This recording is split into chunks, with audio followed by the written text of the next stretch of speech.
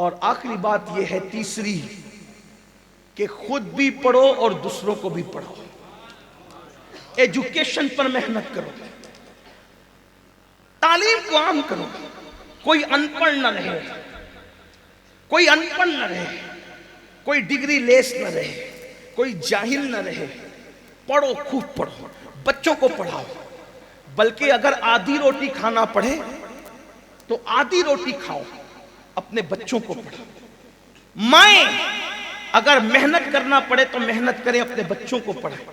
ماؤں کو چرخہ کاٹنا پڑے تو چرخہ کاٹو, مگر اپنے بچوں کو پڑھاؤ. آپ کہیں گے کیوں پڑھائیں مولانا؟ اس لیے کہ پڑھاؤ تو نوکریاں نہیں ملتی. میں نے کہا میرے عزیز, ہم نوکری کے لیے بچوں کو نہیں پڑھاتے, ہم اچھا انسان بنانے کے لیے بچوں کو پڑھاتے. کیونکہ ایک پڑھے لکھے کی تجارت میں ایک ان پڑھ کی تجارت میں فرق ہے. ایک پڑھے لکھے کی گفتگو میں ایک ان پڑھ کی گفتگو میں فرق ہے. ایک پڑھے لکھے کے دسترخوان پہ بیٹھ کے کھانے میں اور ایک ان پڑھ کے کھانے میں فرق ہے. ایک پڑھے لکھے کے چلنے میں ایک ان پڑھ کے چلنے میں فرق ہے.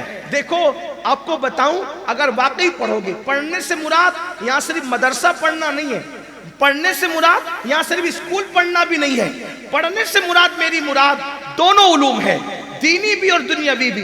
لیکن آپ سے یہ کہنا چاہتا ہوں, دنیاوی علوم پڑھانے سے پہلے اپنے بچوں کو دینی علوم پڑھاؤ. ان کو پہلے اسلام پڑھاؤ. سب کی کتاب پڑھانے سے پہلے ان کو رب کی کتاب پڑھاؤ. آپ کہیں گے جب رب کی کتاب پڑھا دیں گے تو ڈاکٹر بنائیں گے, رب کی کتاب پڑھا کر تو یعنی کہ ڈبل محنت. میں نے کہا یہی بات ہے.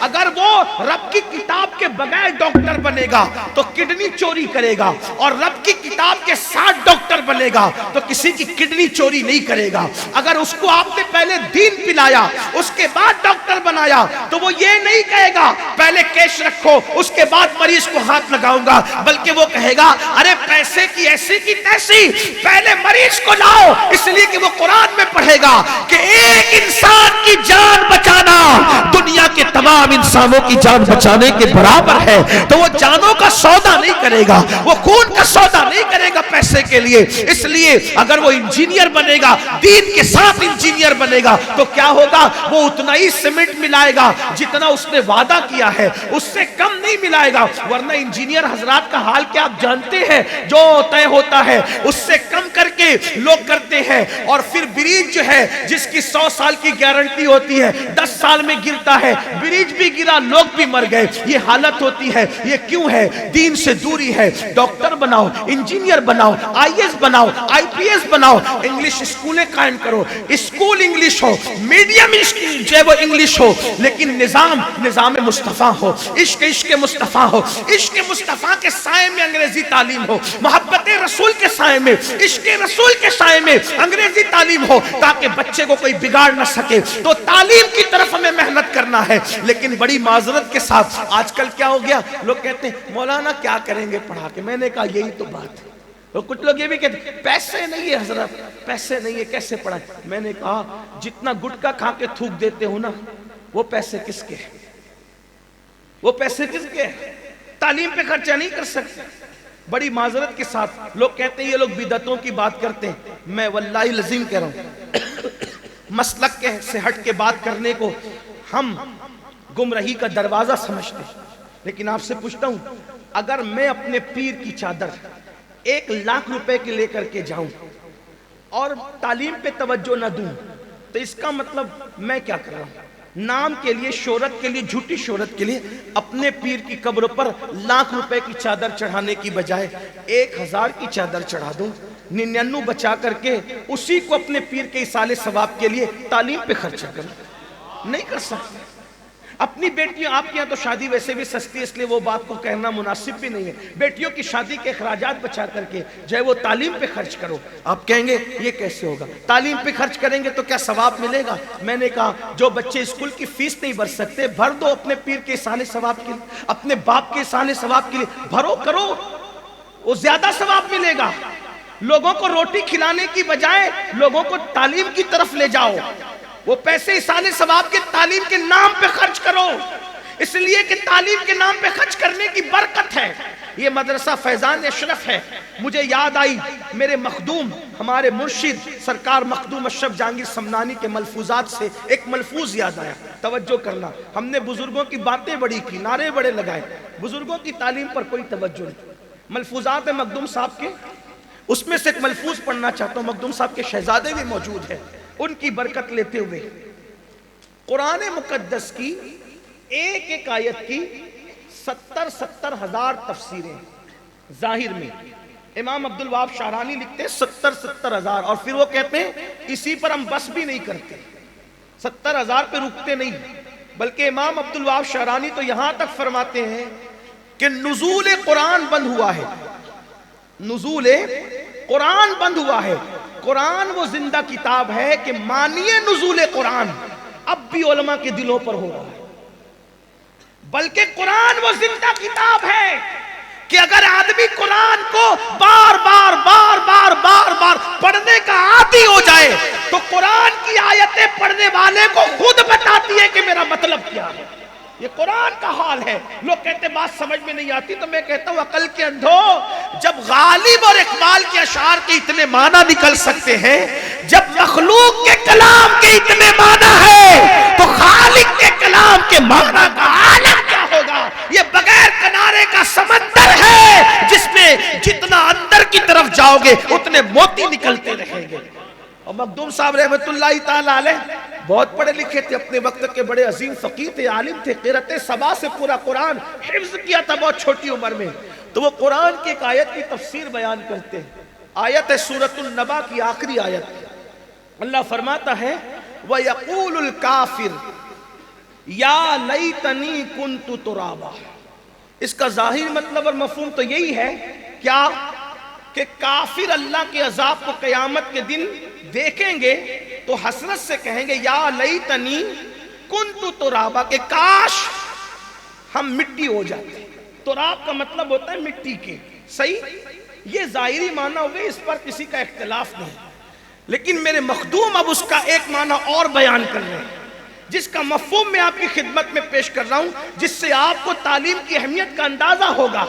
مسلمانوں، اس آنے ثواب کے لیے میں کھانے پینے پہ رکاوٹ اور پابندی نہیں لگا رہا ہوں، لیکن یہ کہنا چاہتا ہوں اس وقت مسلمانوں کو کھلانے پلانے سے زیادہ تعلیم کی ضرورت ہے، اور ہر دور میں آدمی کو اس کی طرف توجہ کرنا چاہیے جس کی ضرورت زیادہ ہو۔ میں نے پھر کہا کہ کھلانے پلانے سے میں منع نہیں کر رہا ہوں، میری بات کو غلط رنگ نہ دینا، مفہوم مخالف مراد نہ لینا۔ مخدوم صاحب اب اس آیت کی تفسیر بیان کر رہے ہیں، اس کو میں بطور مفہوم پیش کر رہا ہوں کہ قیامت کے دن ایک بندہ ہوگا جس کا نام تراب ہوگا۔ تراب نام کا ایک کافر تھا، وہ بندہ جب وہ تراب جنت میں جا رہا ہوگا تو تراب کو جنت میں جاتا دیکھ کر اس کی قوم کہے گی اے تراب، او تراب، تو تو ہماری قوم میں سے تھا، یعنی تو کافر تھا، تو جنت میں کیسے جا رہا ہے؟ تو تراب کہے گا کافر تھا، کافر ہوں نہیں۔ تو کہا وجہ؟ تب کافر، اب وہ تراب بتائے گا وجہ یہ ہے کہ میں رستے سے جا رہا تھا، رستے سے جاتے ہوئے میں نے دیکھا کہ ایک مسلمان کا بچہ علم دین کے لیے کچھ لکھ رہا ہے قلم سے، اس کا قلم گرا زمین پر، تو تراب کہتا ہے میں نے سوچا کہ بچے کا قلم زمین پہ گرا اور وہ علم لکھ رہا ہے، علم پڑھ رہا ہے، تو میں نے اس کا قلم اٹھا کر اس کے ہاتھ میں دے دیا۔ تراب کہے گا میں نے اس کا قلم اٹھا کر اس کے ہاتھ میں دے دیا، تو کیا ہوا؟ وہ قلم اٹھا کر ہاتھ میں دینے کی برکت کیا ملی کہ مرنے سے پہلے اللہ نے اس عمل کے صدقے مجھے ایمان کی دولت عطا کی، اور مرنے کے بعد اللہ نے مجھے جنت کی نعمت عطا کی۔ اب آپ سے پوچھتا ہوں سنیو، اس نے تراب نے جیب سے خرید کر کے قلم نہیں دیا تھا، اپنے پیسے سے قلم نہیں دیا تھا، جب قلم اٹھا کر کے دینے پر ایمان کی دولت ملتی ہے مرنے سے پہلے، اور مرنے کے بعد جنت کی نعمت ملتی ہے، تو اگر ہم اپنی محنت کی کمائی سے ان مدرسوں کو، ان اسکولوں کو، ان یونیورسٹیوں کو مضبوط کریں گے اور اپنی قوم کو بلندی پر لے جائیں گے تو اس وقت اللہ ہمیں کتنا اجر عطا فرمائے گا، اللہ ہمیں کتنا نوازے گا۔ یہ ہمارے بزرگوں کی فکر ہے، اس لیے میری گزارش ہے تعلیم پر توجہ دی جائے۔ چاہے ڈاکٹر بھی بناؤ تو صرف BA MS مت بناؤ، بلکہ ڈاکٹر بناؤ تو اعلیٰ ڈگریاں دلاؤ، اپنے بچوں کو اسکول میں بھی اعلیٰ ڈگریاں دلاؤ، مدرسوں میں بھی اعلیٰ ڈگریاں دلاؤ۔ کیا وہ دور نہیں آ سکتا کہ اورنگزیب اکھنڈ بھارت کا بادشاہ ہو کر دلی کی جامع مسجد میں تراویح پڑھاتے ہیں تو اللہ اکبر، جب بادشاہ مسجد میں تراویح پڑھا سکتا ہے تو وکیل مسجد میں تراویح کیوں نہیں پڑھا سکتا؟ ڈاکٹر مسجد میں تراویح کیوں نہیں پڑھا سکتا؟ IAS اور IPS جو وہ مسجدوں میں تراویح کیوں نہیں پڑھا سکتا؟ اللہ اکبر، جب امام اعظم تجارت کر سکتے ہیں تو کیا ہمارے علماء تجارت نہیں کر سکتے؟ آپ جانتے ہیں امام اعظم ابو حنیفہ اتنے مالدار تھے کہ بغداد معلیٰ میں جتنے علماء اور سادات تھے ان علماء میں سے 80% کے گھر کے اخراجات امام اعظم ابو حنیفہ کے اخراجات سے پورے ہوا کرتے تھے۔ شیخ ابو زورہ مصری کی کتاب اٹھا کر آپ دیکھیں، آپ کو پتا چلے گا کہ کتنے مالدار تھے۔ بلکہ آپ کو بتاؤں، ایک دین پڑھے لکھے تاجر اور دین نہ جاننے والے تاجر کی فکر میں کیا فرق ہے، توجہ کرنا۔ ایک مرتبہ ایک تاجر تھا بغداد کا، ایک تاجر تھے، اس تاجر کے پاس ایک بڑھیا آئی اور وہ بڑھیا آ کر کے کہتی ہے، اے تاجر، یہ تاکہ کپڑے کا مجھے پسند آ گیا ہے، لیکن ایمانداری سے بول، تجھے جتنے میں پڑا اتنے میں مجھے دے دے۔ تاجر کے پاس بڑھیا آ کر کپڑے کا تاکہ پسند کرتی ہے اور کہتی ایمانداری سے، ایمان کی بات، جتنے میں تجھے پڑا اتنے میں مجھے دے دے۔ اس تاجر نے کہا، بڑی اماں پھر یہ 4 درہم میں آپ لے جائیں۔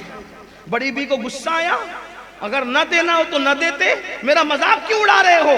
اس تاجر نے کہا، بڑی اماں مذاق نہیں کر رہا ہوں، 4 درہم میں لے جاؤ۔ تو کہا، 4 درہم میں کوئی کپڑے کا تاکہ ملتا ہے؟ تو اس تاجر نے فرمایا، بڑی اماں 4 درہم میں کپڑے کا پورا تاکہ نہیں ملتا، لیکن آپ نے کہا نا ایمانداری سے بول، تجھے کتنے میں پڑا اتنے ہی میں مجھے دے دے۔ تو کہا، میں نے ایک تاکہ نہیں خریدا تھا، میں نے 2 تاکے کپڑے کے ایک ساتھ خریدے تھے اور اس کی قیمت 20 درہم تھی۔ تو چونکہ 20 درہم کی میں نے 2 تاکے خریدے تو 10 کے پڑے، لیکن ایک تاکہ میں نے 16 کا بیچ دیا۔ جب 16 کا بیچ دیا تو یہ مجھے کتنے میں پڑا؟ یہ 4 درہم میں پڑا، اور تم نے کہا ایمانداری سے بول، جتنے میں پڑا اتنے میں دے دے۔ تو میں 6 درہم کے لیے بڑی اماں ایمان کا سودا نہیں کر سکتا۔ جب تو نے ایمان کی دہائی دی اور تو جتنے میں پڑا اتنے میں دے دے تو میں 4 درہم میں تمہیں دیتا ہوں۔ آپ جانتے ہیں وہ کون تاجر تھا بغداد کا جس نے ایمان کا اتنا خیال کیا، پیسوں کا خیال نہ کیا؟ اسی تاجر کو دنیا کروڑوں حنفیوں کے امام اعظم ابو حنیفہ کے نام سے یاد کرتی ہے۔ یہ دینداروں میں اور بے دینوں میں فرق ہے، دین پڑھے لکھوں میں اور ان پڑھوں میں فرق ہے۔ اور آج 250 روپے کی چپل بیچنے کے لیے لوگ اللہ کی جھوٹی قسم کھاتے ہیں۔ آج کا قصاب گوشت بیچنے کے لیے 150-200 روپے کا 400 روپے کا گوشت بیچنے کے لیے اللہ کی جھوٹی قسم کھاتا ہے۔ آپ سے پوچھنا چاہتا ہوں، اللہ کی جھوٹی قسم کھا رہا ہے چپل بیچنے کے لیے، سبزی بیچنے کے لیے، وجہ دین اس کے پاس نہیں ہے، علم اس کے پاس نہیں ہے۔ تو مسلمانوں، اسی لیے تباہی ہے، بربادی ہے۔ حدیث قدسی میں اللہ فرماتا ہے، جو میرے نام کی جھوٹی قسم کھائے گا میں اس کی 7 پشتوں پہ لعنت کرتا ہوں۔ آج تو جھوٹی قسم کھانا کوئی گناہ ہی نہیں ہے۔ ابن حجر کی الزواجر اٹھا کر کے دیکھو، آپ کو پتا چلے گا جھوٹی قسم کا وبال کیا ہے۔ بلکہ اللہ اکبر، ابن حجر تو یہاں تک لکھتے ہیں، آج آدمی جھوٹ بول رہا ہے، غیبت کر رہا ہے، قتل کر رہا ہے، حرام کما رہا ہے، کیوں؟ میرے بچے سکون سے رہے، میرے بچے سکون سے رہے، میرے بچے سکون سے رہے۔ اللہ پاک حدیث قدسی میں ارشاد فرماتا ہے، اس بات کو توریت میں بھی لکھا گیا ہے، اللہ فرماتا ہے جب کوئی میرا بندہ نیک عمل کرتا ہے تو میں اس سے پیار کرنے لگتا ہوں، اس سے محبت کرنے لگتا ہوں، اور پھر اس کو اتنی برکت عطا کرتا ہوں کہ وہ برکت میری کبھی ختم نہیں ہوتی۔ اور پھر اللہ فرماتا ہے جب کوئی میری نافرمانی کرتا ہے، جب کوئی میری نافرمانی کرتا ہے، جب کوئی میری نافرمانی کرتا ہے تو اللہ فرماتا ہے میں اس کو اپنا دشمن بنا لیتا ہوں، اس سے دشمنی کرتا ہوں، اور جس سے دشمنی کرتا ہوں اس کے گناہ کی وجہ سے اس پہ لعنت کرتا ہوں، اور میری لعنت اس کی 7 پشتوں تک پہنچتی رہتی ہے۔ اپنے بچوں سے پیار نہیں، اپنے بچوں سے محبت نہیں، اپنی آنے والی نسلوں سے محبت نہیں، کیوں گناہ کرتے ہیں؟ کیوں جھوٹی قسم کھاتے ہیں؟ کیوں پاپ کرتے ہیں؟ اگر جرائم کرو گے بچوں کو نرم گدے تو دے سکتے، سکون نہیں دے سکتے، آرام تو دے سکتے ہو، سکون نہیں دے۔ دیکھو آرام اور سکون میں فرق ہے، لوگوں نے آرام ہی کو سکون سمجھا اور سکون ہی کو آرام سمجھا، غلط بات ہے۔ کرسی پہ بیٹھنے سے آرام ملتا ہے، سکون نہیں ملتا۔ نرم گدوں پہ بیٹھنے سے آرام ملتا ہے، سکون نہیں ملتا۔ روح افزا پینے سے آرام ملتا ہے، سکون نہیں ملتا۔ کہا سکون کب ملتا ہے؟ میں نے کہا نرم گدوں سے سکون نہیں ملتا، سکون حلال کمائی سے ملتا ہے۔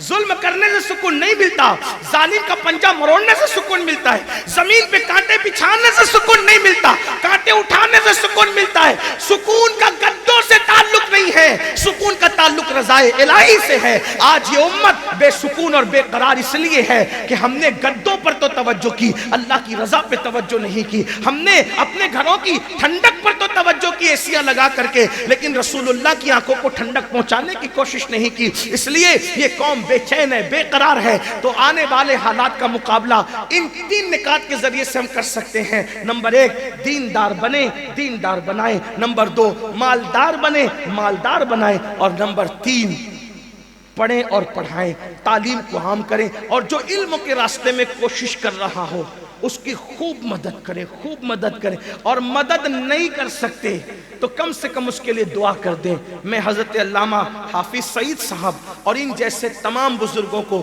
خراج محبت پیش کرتا ہوں جو دنیاوی اور دینی علوم کے لیے محنت کر رہے ہیں۔ الحمدللہ سنی دعوت اسلامی بھی ایک تنظیم ہے، لیکن ہمارے امیر، ہمارے قائد نے انگلش میڈیم اسکول کا ایک تصور دیا قوم کہ انگلش میڈیم سے ہی قوم گمراہ ہو رہی ہے، تو کریں کیا؟ تو کہا انگلش میڈیم اسکول بند کر دو۔ یہ زبردستی کی باتیں نہ کرو، بند نہیں ہو سکتی کوئی چیز۔ ایک بندہ پیاس سے اگر بورنگ کا پانی پی رہا ہے اور آپ اس پیاسے کو کہیں کہ پانی نہ پی، کیا ہوگا؟ کیا ہوگا؟ آپ مجھے بتائیں کیا ہوگا؟ وہ رکے گا؟ نہیں رکے گا۔ اس کا طریقہ کیا ہے؟ بورنگ کا پانی سے روکنا ہے، پائپ کے پانی سے روکنا ہے، گدلے پانی سے روکنا ہے۔ آپ اس کے سامنے فلٹر بسلیری رکھ دو نا، آپ کو کہنے کی ضرورت نہیں پڑے گی کہ نہ پیو۔ آپ نے اس سے بہتر اس کا آلٹرنیٹ پیش کر دیا۔ اسلام منع کرنے کی بجائے آلٹرنیٹ پیش کرتا ہے۔ دیکھیں آپ، جب انسان کو آلٹرنیٹ مل جاتا ہے تو آدمی خود بخود مانتا ہے۔ مثال کے طور پر آپ غور کریں، جب لوگ کافر تھے لات و حبل کے نام سے کام شروع کرتے تھے، توجہ آپ کی، لیکن حضور علیہ السلام نے حکمت سے کیا عطا فرمایا؟ وہ لات و حبل کے نام سے کام شروع کرتے تھے، جب مسلمان ہوئے تو فرمایا ہم لات و حبل کے نام سے کام شروع نہیں کرتے، ہم تو رحمان و رحیم کے نام سے کام شروع کرتے۔ بسم اللہ عطا فرمائی، بسم اللہ الرحمن الرحیم۔ دیکھو آلٹرنیٹ کیسے دیا۔ لوگ ننگیوں کے کعبے کا طواف کرتے تھے، فکر کیا تھی کہ جس کپڑے میں گناہ کرتے ہیں اس کپڑے میں طواف کیسے کریں، اللہ کے گھر کا طواف کیسے کریں؟ تو حضور نے کیا فرمایا؟ ٹھیک ہے، نہ ننگے ہو کے کرو، نہ احرام جو ہے وہ عمرہ میں کپڑے پہن کے کرو۔ اگر اس کو اپنے آپ کو گنہگار سمجھتے ہو تو ننگے بھی ہونا بے حیائی ہے، اور کپڑے پہننے سے تم کو کوئی تردد ہوتا ہے کہ یہ گناہ والے کپڑے ہیں، تو حضور علیہ السلام نے احرام کا تصور عطا فرمایا۔ دیکھو آلٹرنیٹ کیسے دیا جا رہا ہے۔ یہ ایک مکمل ٹاپک ہے جس کو میں نہیں چھیڑنا چاہتا، لیکن آپ توجہ کریں، آلٹرنیٹ پیش کریں۔ ہمارا مذہب آلٹرنیٹ کا مذہب ہے۔ تو لوگ اگر انگریزی تعلیم کے ذریعے سے ارتداد میں ڈوبے ہیں تو ہم اسی کو چینج کر دیں۔ تعلیم انگریزی ہو، ماحول عشق رسول کا ہو، ماحول محبت رسول کا ہو، تو ہمارے بچے انگریزی بھی بولیں گے اور پھر محبت رسول کے سانچے میں بھی ڈھلتے چلے جائیں گے۔ اس لیے میں یہ نہیں کہتا انگریزی نہ پڑھو، میں کہتا ہوں انگریزی پڑھاؤ، لیکن وہاں پڑھاؤ جہاں نظام مصطفیٰ کے ساتھ انگریزی تعلیم ہو رہی ہے۔ اور مسلمانوں کو میں ایک بات اور عرض کرنا چاہتا ہوں، وقت تو میرا ختم ہو گیا۔ میں کہتا ہوں جو بزنس مین لوگ ہیں نا، مالدار لوگ، فیکٹریاں قائم کرنے کی بجائے اچھے اسکول بناؤ۔ یہ اچھا بزنس بھی ہے، قوم کی خدمت بھی ہے۔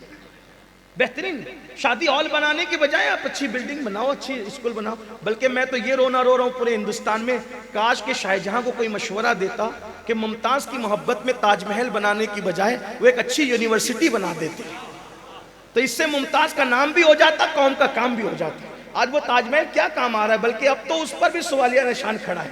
تو میں آپ سے عرض کرنا چاہتا ہوں جو غلطیاں پہلے ہو چکی اس غلطیوں کو نہ دہراؤ، بلکہ مسجدوں کے 2-2 کروڑ کے مینار بنانے کی بجائے، گنبد بنانے کی بجائے وہ 2 کروڑ روپے کی کالج اور یونیورسٹی قائم کرو۔ کیونکہ ایک اونچا مینار دوسرا اونچا مینار تعمیر نہیں کر سکے گا، لیکن ایک اونچا انسان بناؤ گے تو وہ کئی اونچے انسان قائم کرے گا۔ حضرت اشفاق العلماء مفتی اعظم راجستھان جیسا اچھا انسان تمہیں ملا تو ان کے ذریعے سے کتنے اچھے انسان تمہیں نصیب ہو گئے۔ باپو غلام حسین جیسی شخصیت تمہیں ملی، ان کے ذریعے سے کتنے چراغ سے چراغ جلے۔ حافظ سعید جیسا اچھا انسان ملا، ان کے ذریعے سے کتنے فیضانی تیار ہوئے۔ حضور کلیم الاولیاء کو آپ دیکھ رہے ہیں، ان لوگوں کا تو ایک سلسلہ ہی ہے، اللہ اکبر۔ بلکہ میں تو پنڈوا شریف عرس میں گیا تو میں نے لوگوں کو یہی کہا، مینار اور گنبد پر محنت کرنے کی بجائے انسانوں پہ محنت کرو. حضرت علاؤلق پنڈوی نے ایک پہ محنت کی اور اشرف سمنہ جیسا اچھا انسان دیا. اس ایک انسان نے شرق و غرب میں انقلاب پیدا کر دیا. بلکہ صرف زمین کے اوپر نہیں، سمندروں کی تہہ تک جس کے انقلاب کی آواز گونجتی نظر آ رہی ہے. اس لیے اچھے انسانوں پہ توجہ کی جائے، اچھے انسانوں پہ محنت کی جائے. انسان اچھے بنائیے، اور اچھا انسان علم کے بغیر نہیں بنا سکتے. علم انسان کو انسان بنا دیتا ہے، علم بے مایا کو سلطان بنا دیتا ہے. علم اللہ جسے دے اسے ایمان بھی دے، ورنہ یہ وہ ہے جو شیطان بنا دیتا ہے. ایسا نہ ہو کہ علم حاصل ہو تو مسلک سے نفرت ہو جائے، نہیں، بلکہ علم کی کتنی بلندی پر پہنچ جائے لیکن مسلک و مذہب کا دامن ہاتھ سے نہ چھوٹے. اور اپنا مسلک کیا ہے؟ اپنا مسلک تو یہی ہے، تیرے غلاموں کا نقش قدم ہے راہ خدا. وہ کیا بہک سکے جو یہ سراغ لے کے چلے، لحد میں عشق رخے شہ کا داغ لے کے چلے. اندھیری رات سنی تھی چراغ لے کے چلے، اور جنا بنے گی محبان چار یار کی قبر جو اپنے سینوں میں یہ چار باغ لے کے چلے. اللہ پاک ہم سب کو توفیق بخشے. دوران گفتگو کوئی غلطی ہو تو اللہ تعالیٰ معاف فرمائے. استغفر اللہ ربی ان ربی لغفور الرحیم وما علینا الا البلاغ.